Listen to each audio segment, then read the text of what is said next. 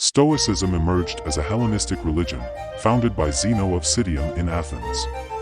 It had the influence of Socrates and the Cynics. Stoicism migrated from Greece to Rome, where it has flourished under the emperors, most of all Emperor Marcus Aurelius. Stoic quotes on life and happiness. These quotes on life and happiness by four of the most famous ancient Stoics will help you navigate earnestly and spiritedly through the uncertain waves of life, with calmness, courage, and insight. Try to enjoy the great festival of life with other men. True happiness is to enjoy the present, without anxious dependence upon the future, not to amuse ourselves with either hopes or fears but to rest satisfied with what we have, which is sufficient, for he that is so wants nothing. If what you have seems insufficient to you, then though you possess the world, you will yet be miserable. Just keep in mind, the more we value things outside our control, the less control we have. Today I escaped anxiety. Or no, I discarded it, because it was within me, in my own perceptions, not outside. How long are you going to wait before you demand the best for yourself and in no instance bypass the discriminations of reason? You have been given the principles that you ought to endorse, and you have endorsed them. What kind of teacher, then, are you still waiting for in order to refer your self-improvement to him? There is only one way to happiness, and that is to cease worrying about things which are beyond the power of our will. Set aside a certain number of days during which you shall be content with the scantiest and cheapest fare, with coarse and rough dress, saying to yourself the while, "Is this the condition that I feared?" It is impossible that happiness, and yearning for what is not present, should ever be united. If one takes away riches from the wise man, one leaves him still in possession of all that is his, for he lives happy in the present, and without fear for the future.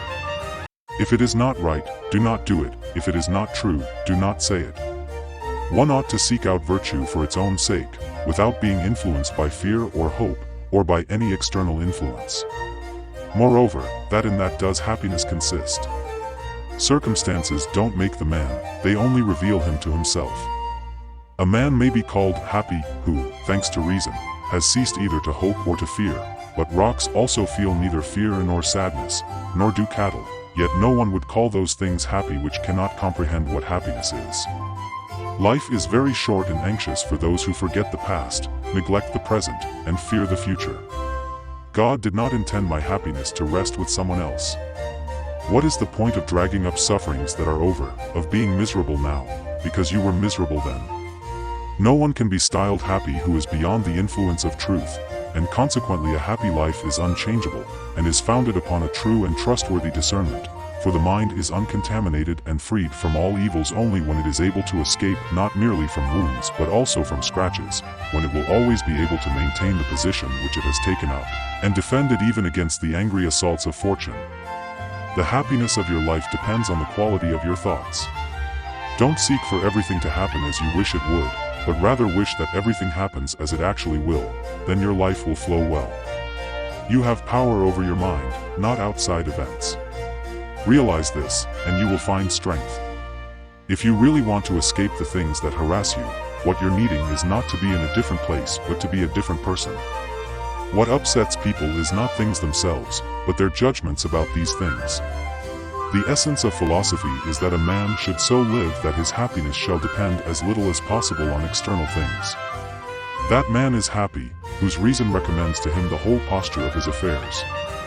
No person has the power to have everything they want, but it is in their power not to want what they don't have, and to cheerfully put to good use what they do have. A. You act like mortals in all that you fear, and like immortals in all that you desire.